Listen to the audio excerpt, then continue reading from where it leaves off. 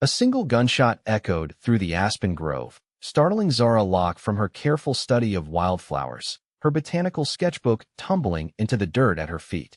Heart racing, she snatched up her satchel and pressed deeper into the forest that bordered Jerome, Arizona territory, following the sound with cautious determination. Ordinarily, gunfire wasn't anything unusual in 1878, but something about this lone shot, its abrupt crack followed by absolute silence, unsettled her deeply. Zara wasn't the type to turn away from trouble. Since arriving in Jerome 6 months prior, the 24-year-old had earned a reputation as the town's most capable herbalist despite initial skepticism toward a woman practicing medicine, even the botanical kind. Frontier towns needed practical people who didn't flinch at hardship, and Zara had proven herself precisely that sort of person. The forest thinned as she approached a small clearing, and that's when she saw him. A horse, chestnut-colored and nervous, paced in small circles while a man lay slumped across the saddle, blood darkening his shirt and dripping steadily onto the dry Arizona soil. "Hello," Zara called, approaching carefully. "Sir, can you hear me?" The man's head lifted slightly, revealing a handsome face beneath the brim of a weathered Stetson. Despite his obvious pain, she noticed remarkable blue eyes that narrowed in her direction. "Madam," he managed, his voice strained but deep. "Best keep moving. Might be trouble following." Zara glanced behind her instinctively, then moved closer, assessing the situation with practiced efficiency. "You've been shot. Let me help you down." "No need to trouble yourself," he said, attempting to straighten, but failing as pain contorted his features. "I can manage." "Clearly," Zara replied dryly, reaching for the horse's reins to steady the animal. She noticed tears welling in her eyes, an unexpected response to this stranger's suffering. He caught her expression and shook his head weakly. "Don't cry," he murmured. Something fierce and protective rose in Zara's chest. "Then stop bleeding," she shot back, reaching up to help him slide from the saddle. Despite his protests, the man couldn't support his own weight. As Zara caught him, he nearly took them both to the ground before she managed to lower him somewhat gently. Blood soaked the left side of his shirt, and Zara quickly tore the fabric to reveal a bullet wound just below his ribs. "I'm Jake Blackburn," he said through gritted teeth. "Sorry to make your acquaintance under such circumstances, Mississippi." "Locke." Zara Locke. She pressed a clean handkerchief from her bag against his wound. "I'm the herbalist in Jerome. Can you tell me what happened?" Jake's eyes darted to the trees behind her. "Cattle rustlers. 3 of them. They've been hitting ranches across the territory. I tracked them, but they weren't too happy about being found." "And where are they now?" Zara asked, glancing nervously over her shoulder. "Shot 1. Others scattered." He winced as she applied more pressure. "But they might circle back." Zara assessed their situation quickly. "My cabin's not far. Can you ride if I help you back onto your horse?" Jake nodded grimly. "Been through worse." Somehow, Zara doubted that, but she admired his determination. With considerable effort, she helped him back onto his horse, then gathered the reins of both his mount and her own, which was tethered nearby. As they rode slowly through the forest, she kept a watchful eye on the trail behind them and on Jake, who swayed dangerously in the saddle. Her cabin appeared through the trees, a modest but well-built structure at the forest's edge, far enough from town to provide the solitude she needed for her work, but close enough for patients to reach her. Zara helped Jake dismount and half carried him inside, depositing him on her bed before rushing to gather her medical supplies. "You're more than an herbalist," Jake observed as she efficiently prepared to clean his wound. "My father was a doctor back east. I assisted him for years." She didn't add that her father had scoffed at her desire to attend medical school, insisting a woman's place was in marriage, not medicine. When he died unexpectedly 3 years ago, leaving her nearly penniless, Zara had sold their Philadelphia home and headed west with her knowledge of herbal remedies and whatever medical skills she'd gleaned from watching him. "Lucky for me," Jake said, groaning as she began cleaning the wound. "Though I reckon your father wouldn't approve of you bringing strange men to your cabin." Despite the situation, Zara smiled. "My father disapproved of most things I did. Now hold still, this will hurt." Jake gripped the edge of the bed as she extracted the bullet, his face pale but determined. Once the bullet was out, Zara carefully cleaned the wound with whiskey before applying a poultice of yarrow and comfrey. "You're good at this," Jake murmured as she bandaged his side. "You're a better patient than most," she replied. "Most men I treat carry on like children." A ghost of a smile crossed his face. "My pa would have tanned my hide for such behavior, wounded or not." As Zara worked, Jake told her he owned the Triple B Ranch 5 miles outside Jerome. He'd been tracking the rustlers since they'd taken 8 head of his cattle 3 days prior. His foreman, Hank, would be wondering where he was. "Once you're stable, I'll send word to your ranch," Zara promised, helping him drink some willow bark tea for the pain. "But you're not going anywhere tonight." "Madam, I don't want to impose. It's Zara, not madam. And you're not imposing when I've insisted you stay," she said firmly. "Unless you'd prefer to tear open that wound and bleed out on the trail home." Jake regarded her with something like amusement. "You always this bossy with your patients?" "Only the stubborn ones." She placed a cool cloth on his forehead. "Now rest. I need to tend to the horses." Outside, Zara led the animals to her small lean-to stable, unsaddling them and providing water and feed. As she worked, she contemplated her unexpected guest. Jake Blackburn wasn't like most men she'd encountered in Jerome. There was a quiet confidence about him, devoid of the swagger many cowboys affected. And those eyes she'd noticed, they changed from sky blue to deep azure when he'd been fighting pain. Shaking her head at her own observations, Zara collected eggs from her small chicken coop and vegetables from her garden. Jake would need nourishment to recover his strength. When she returned inside, Jake was asleep, his breathing steady if a bit shallow. Zara prepared a simple stew, its aroma gradually filling the one-room cabin. As dusk fell, she lit a lamp and returned to check on her patient. Jake stirred as she approached, his eyes fluttering open. "Smells good," he murmured. "Think you can eat something?" she asked, helping him to sit up slightly, propped against her pillows. "Yes, Madam Zara," he corrected himself with a faint smile. As she fed him spoonfuls of the hearty stew, Zara found herself studying his face. Beneath several days' worth of stubble was a strong jaw and surprisingly full lips. His dark hair curled slightly where it met his collar, and despite his pallor, she could tell his skin was normally tanned from long days in the saddle. "Why are you looking at me like that?" Jake asked suddenly. Zara blinked, embarrassed at being caught staring. "I'm assessing your color. You've lost quite a bit of blood. Is that all?" His eyes held a hint of teasing, despite his weakened state. "What else would it be?" She countered, setting aside the empty bowl. "Now, I should change your bandage."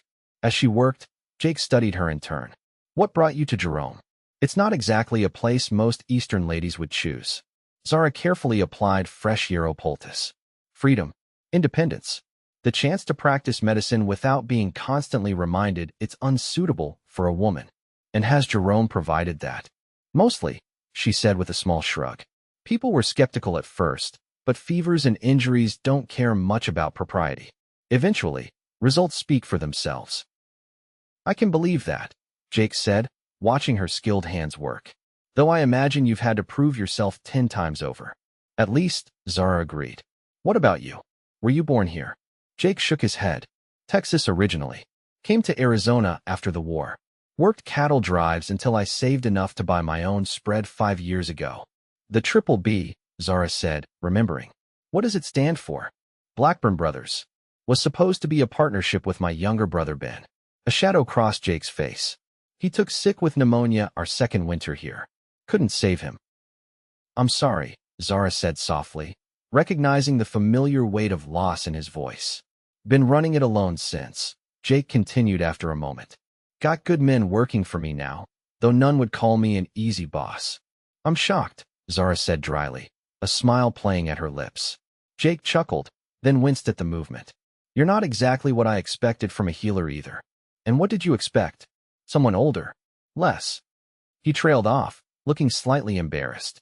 "Less female," Zara suggested, arching an eyebrow. "Less challenging," Jake corrected. "You've got fire, Zara Locke. Most women out here learn to hide it."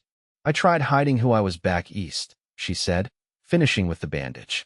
"It didn't suit me." Their eyes met, and something unspoken passed between them, recognition, perhaps, of a kindred spirit. Zara broke the connection first, standing abruptly. "You should rest more." I'll make up a pallet for myself by the fire. I can't take your bed, Jake began to protest. You can and will, Zara interrupted. Doctor's orders. Jake's lips quirked into a smile. Yes, madam. The next morning, Zara awoke to find Jake attempting to stand, one hand braced against the wall for support. What do you think you're doing? She demanded, rushing to his side. Testing my legs, he replied, stubbornness evident in the set of his jaw. I need to get back to my ranch. You need to avoid tearing my careful stitching, Zara countered, sliding her shoulder under his arm to support him. But since you're determined to be up, let me help you to the table. You can sit while I make breakfast. Over a meal of eggs and cornbread, Jake reluctantly agreed to stay another day. But I need to send word to my foreman, he insisted.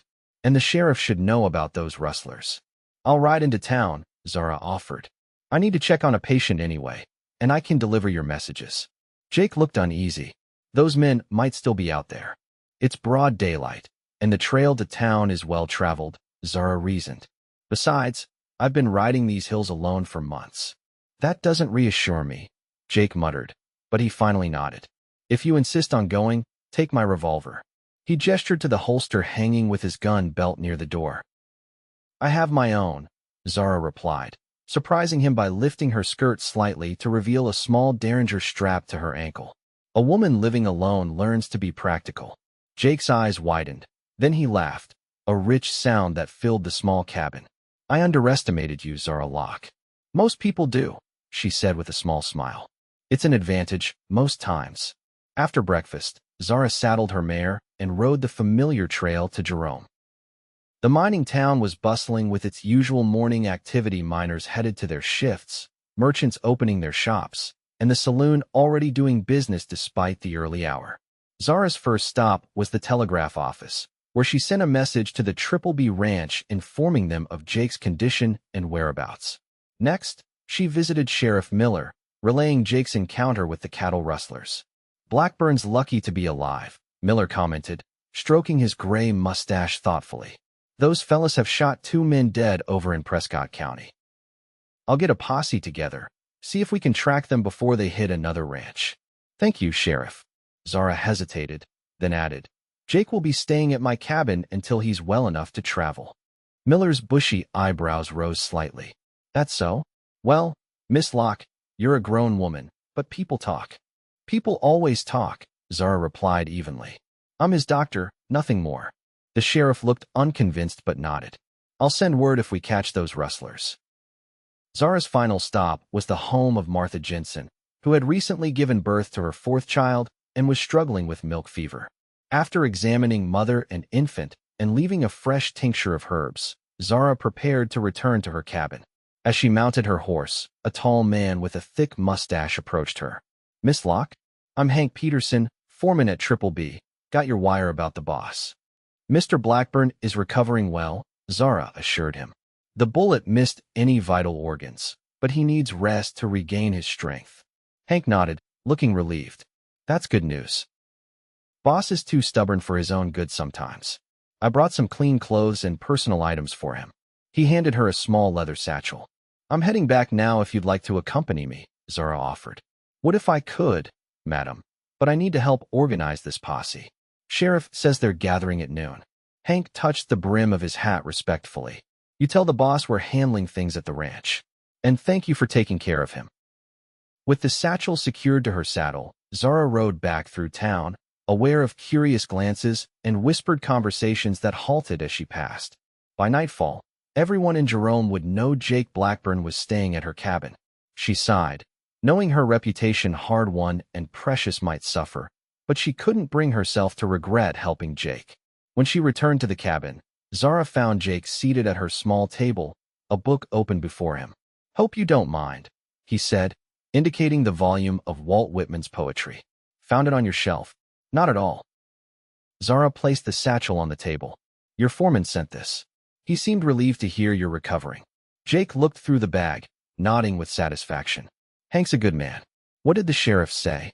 As Zara recounted her conversation with Miller and the plans for a posse, she prepared a light meal of bread and cheese. Jake listened intently, asking occasional questions about the sheriff's capabilities and which men would likely join the search. You should eat something, Zara said finally, pushing a plate toward him. Jake took a piece of bread, but seemed distracted. I should be out there with them. You'd slow them down, Zara said bluntly. You can barely stand for more than a few minutes. Jake scowled, but couldn't argue with her assessment. I've never been good at sitting idle. It's not idleness, it's healing, Zara corrected, checking his bandage. The wound looks clean, no sign of infection. You're lucky. I know, Jake said quietly, his hand unexpectedly covering hers where it rested on the table. Thank you. The simple touch sent an unexpected warmth through Zara's arm. She withdrew her hand, busying herself with clearing their plates. You should try to walk a bit more today. Short distances will help rebuild your strength. With Zara's assistance, Jake made slow circuits of the small cabin, his strength gradually improving throughout the day.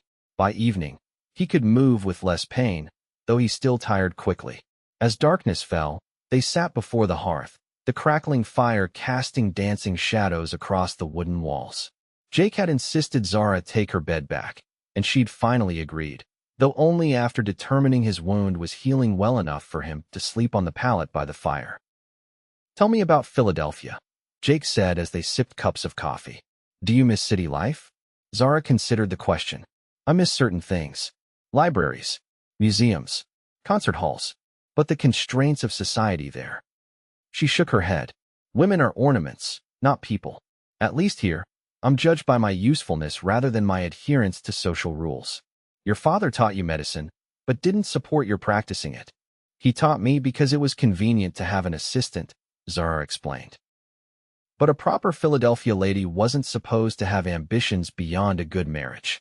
When he died, there was nothing keeping me there. No suitors? Jake asked, his tone carefully casual. Zara smiled wryly. A few. None who saw me as anything but a potential wife and mother. None who understood why that wasn't enough. She glanced at him. What about you? No ranch wife to worry about your absence. Jake shook his head. Never found the right woman. Or perhaps never looked hard enough. The ranch keeps me busy. That's convenient, Zara observed. What do you mean? Using work as a reason to avoid deeper attachments, she clarified. I recognize it because I do the same. Jake looked startled, then thoughtful. Maybe you're right. After losing Ben, I threw myself into making the ranch successful. Easier than risking more loss. Their conversation continued late into the night, moving from personal histories to books they'd read, places they'd seen, and dreams they still harbored. Zara found herself laughing more than she had in months, drawn to Jake's dry wit and thoughtful perspectives. For his part, Jake seemed genuinely interested in her medical knowledge and her observations of life in Jerome. When Zara finally yawned, unable to keep her eyes open any longer, Jake insisted she get some rest. You've been tending to me for 2 days straight. I promise not to die in the night if you sleep. Such a considerate patient, Zara teased, rising to her feet. Good night, Jake. Good night, Zara, he replied softly, his eyes following her as she moved toward her bed. The next morning brought a knock at the cabin door. Zara opened it to find Sheriff Miller, his expression grim. Morning, Miss Locke. Need to speak with Blackburn if he's up to it. Jake was already standing, having pulled on a clean shirt from the items Hank had sent. Come in, Sheriff. Any news of the rustlers? Miller removed his hat, turning it nervously in his hands. We tracked them to a camp about 10 miles north. There was a shootout. Got one of them, but the other escaped. And Jake prompted, sensing there was more. The one who got away. Miller hesitated. Hank recognized him before he fled. It was Wyatt Davis. Jake's face hardened. You're certain? The sheriff nodded solemnly. Hank was positive. Said Davis worked for you last spring. He did, Jake confirmed, jaw tight with anger. Left suddenly about 3 months ago, claimed his mother was sick back in Texas. I even gave him an advance on his wages to help with her care. He shook his head in disgust. So he's been using his knowledge of local ranches to target them. Seems that way, Miller agreed. We're still tracking him, but he knows this country well. After the sheriff departed, Jake paced the cabin like a caged animal, his earlier weakness seemingly forgotten in his agitation. I trusted that man. Brought him into my home, taught him everything about my operation. You couldn't have known, Zara said reasonably, watching him with concern. The wound could reopen if he didn't calm down. I should have, Jake insisted. Something never sat right about his story, but I ignored my instincts. Jake, please sit down before you start bleeding again, Zara urged. This anger doesn't help anything. He stopped pacing, running a hand through his hair in frustration before finally sinking into a chair. You're right. I just hate being stuck here while my men are in danger. They're capable men, Zara reminded him. And you'll recover faster if you don't undo all my work. Jake looked at her, his expression softening. You're good for me, Zara Locke. Too sensible to let me wallow in self-pity. One of my many talents, she replied lightly, but something in his gaze made her heart beat faster. She turned away, busying herself with her herbs to hide the sudden flush in her cheeks. The day passed slowly, with Jake growing increasingly restless. By late afternoon, another visitor arrived, Hank Peterson, dusty from the trail, but bearing welcome news. We got him, boss, the foreman announced as soon as he entered the cabin. Caught Davis trying to cross the Verde River. He's locked up in the Jerome jail now. Relief washed over Jake's face. Any casualties? None on our side, Hank confirmed. Davis took a bullet in the shoulder, but he'll live to stand trial. He glanced at Zara. Begging your pardon for the interruption, Miss Locke. Not at all, Zara assured him. Would you like some coffee? You look like you've had a long day. While Hank drank his coffee, he updated Jake on ranch business and the disposition of the recovered cattle. Zara listened with interest, noticing how naturally Jake shifted into the role of rancher, his questions specific and knowledgeable. Ranch is running fine, boss, Hank concluded. No need for you to rush back before you're healed. He cast a knowing glance between Jake and Zara. Seems you're in good hands here. When Hank departed, promising to return in a few days with Jake's horse, an awkward silence fell over the cabin. 3 days of close quarters had created an intimacy neither had anticipated. Your foreman seems to think there's something between us, Zara finally observed, her tone deliberately light. Jake looked up from stoking the fire. Would that bother you? People thinking that. Zara hesitated. It might affect my practice. Some people are particular about who treats them. That's not what I asked, Jake said quietly, moving to stand before her. I asked if it would bother you. Zara met his gaze, surprised by the intensity she found there. No, she admitted. It wouldn't bother me. Something changed in Jake's expression, a softening, a hopefulness. Good, he said simply. Because I find myself thinking about you in ways that have nothing to do with your skills as a healer. Jake, Zara began, uncertain how to respond to such directness. You don't need to say anything, he assured her quickly. I know this is sudden. I just wanted you to know that when I leave here, I'd like to come back. Properly. To call on you, if you'd allow it. Zara studied him. This man who had literally fallen into her life, bleeding and stubborn. In just 3 days, she'd come to admire his strength, his intelligence, and his honor. The thought of him leaving brought an unexpected pang. I think I'd like that, she said finally, a smile spreading across her face. Jake's answering smile transformed his features, erasing the lines of pain that had marked them since their first meeting. He reached for her hand, his calloused fingers gentle as they enfolded hers. When I'm healed, he promised, I'll do this properly. Over the next 4 days, Jake's strength returned steadily. Zara continued her regular rounds in town, tending to patients while Jake rested at the cabin. Each evening, they shared meals and conversations that deepened their understanding of each other. Jake told her stories of cattle drives and the early struggles to establish his ranch. Zara described her childhood in Philadelphia and her dreams of someday opening a proper clinic in Jerome. On the morning of the 7th day, Hank returned with Jake's horse. The time had come for him to return to Triple B. The wound should continue to heal well, Zara instructed as she changed his bandage one final time. Keep it clean and dry. No strenuous riding for another week. Yes, doctor, Jake said with a smile, catching her hand and bringing it to his lips. Thank you. For everything. Zara felt heat rise to her cheeks at the gesture. You were a surprisingly good patient. Eventually, Jake laughed, then grew serious. I'll be back on Saturday to take you to dinner at the hotel, if that suits you. It suits me, Zara confirmed, surprised by how much she was already looking forward to seeing him again. As promised, Jake returned that Saturday, dressed in his finest clothes, his horse groomed to perfection. They dined at Jerome's Grand Hotel, the nicest establishment in town, drawing curious glances from the other patrons.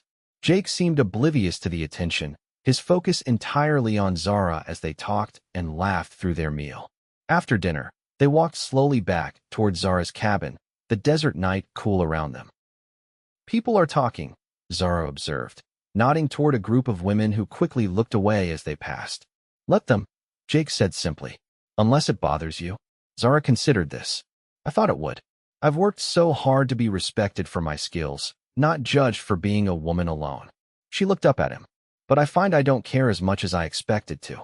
"Good," Jake replied, his hand finding hers in the darkness. "Because I intend to give them much more to talk about." In the weeks that followed, Jake became a regular visitor at Zara's cabin. He brought her wildflowers, books from his modest library, and once, a beautiful leather-bound journal for her botanical drawings. Zara, in turn, began riding out to the Triple B Ranch on Sundays, getting to know the place that meant so much to Jake. 3 months after that fateful day when she found him bleeding across his saddle, Jake proposed. They were sitting on the porch of his ranch house, watching the sunset paint the distant mountains in shades of gold and purple. "I never expected this," Jake admitted as Zara examined the simple gold band he'd placed on her finger. "Never thought I'd find someone who understands me the way you do." "I never expected to fall in love with a stubborn, bleeding cowboy," Zara replied, her eyes sparkling with happiness. "But here we are." Their wedding was held the following spring. A small ceremony in Jerome's church followed by a celebration at the Triple B that brought together the entire community. As a wedding gift, Jake surprised Zara with a newly constructed building in town, a proper clinic where she could expand her practice. "You won't have to choose between your work and our life together," he told her as he showed her the space. "I want you to have both." Tears filled Zara's eyes at the thoughtfulness of the gift. "When I came west, I thought I was choosing independence over love," she said, turning to face her husband. "I never imagined finding both." Jake pulled her close, mindful of the spot where a scar now marked his side. "The best things in life are unexpected," he murmured before kissing her deeply. "Like finding a bossy herbalist when you're bleeding to death. Or finding a stubborn cowboy worth saving," Zara countered with a smile. In the years that followed, the Triple B Ranch prospered under their joint care. Zara's clinic became known throughout the territory for its progressive treatments, combining her father's medical training with her extensive knowledge of herbal remedies.